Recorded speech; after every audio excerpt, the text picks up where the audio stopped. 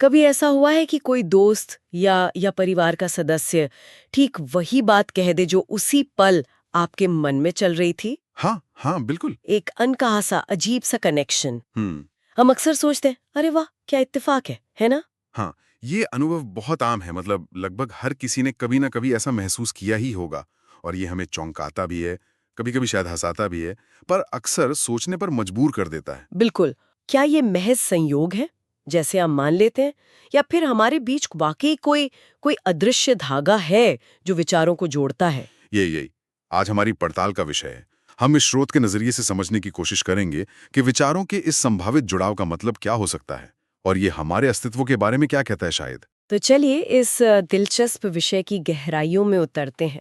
स्रोत एक बहुत ही आकर्षक विचार पेश करता है, एक अदृश्य सूचना जाल, मतलब एक इंफॉर्मेशन फील्ड की संभावना। हाँ। कल्पना कीजिए कि जैसे सारे कंप्यूटर इंटरनेट से जुड़े हैं, शायद हम सब भी अनजाने में किसी ऐसे विशाल सूचना क्षेत्र से जुड़े हों। ये एक बहुत पुरानी और गहरी कल्पना है जिसे स्रोत एक तरह से आधुनिक संदर्भ में रख रहा है। और वैज्ञानिक दृष्टिकोण से देखें तो स्रोत इसे टेलीपैथी के दायरे में रखता है। टेलीपैथी? हाँ, मतलब बिना किसी ज्ञात भौतिक माध्यम के एक मन से दूसरे मन तक जानकारी का पहुंचना। पर महत्वपूर्ण बात यह है, स्रोत ये भी साफ करता है कि अभी भी वैज्ञानिक शोध का एक सक्रिय क्षेत्र है। अच्छा। इसे कोई स्थापित तथ्य नहीं माना जाता। विज्ञान अभी भी इसके ठोस सबूत और ये कैसे काम करता है उसकी तलाश में है। यानी विज्ञान इस रोजमर्रा के अनुभव को, जिसे हम अक्सर नजरअंदाज कर देते हैं, उसे समझने की कोशिश तो कर रहा है, भले ही अभी जवाब पक्के न हो। बिल्कुल। और ये सिर्फ व्यक्तिगत स्तर की बात नहीं है। स्रोत इसे चेतना के एक ज्यादा बड़े पहलू से भी जोड़ता है, जिसे वो सामूहिक बुद्धि कहता है।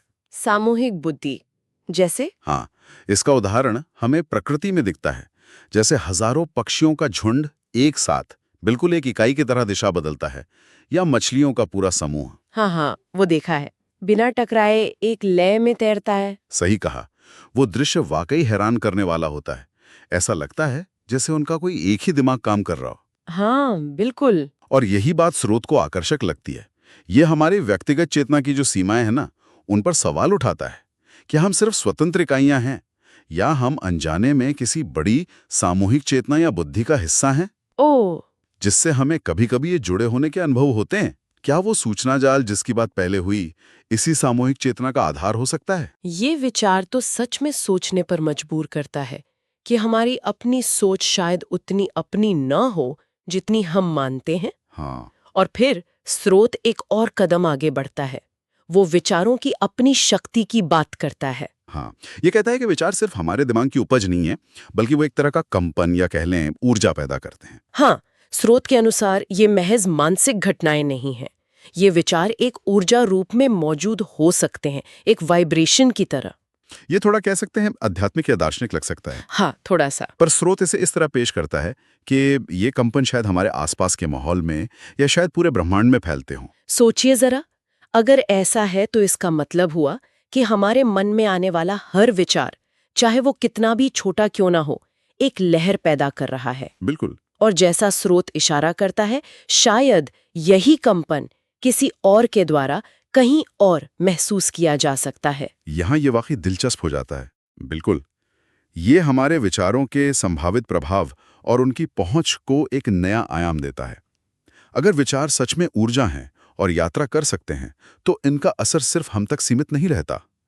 ये उस अदृश्य जुड़ाव की एक संभावित व्याख्या हो सकती है, जिसे हम कभी-कभी महसूस करते हैं। तो इस सारी चर्चा का निचोड़ क्या है?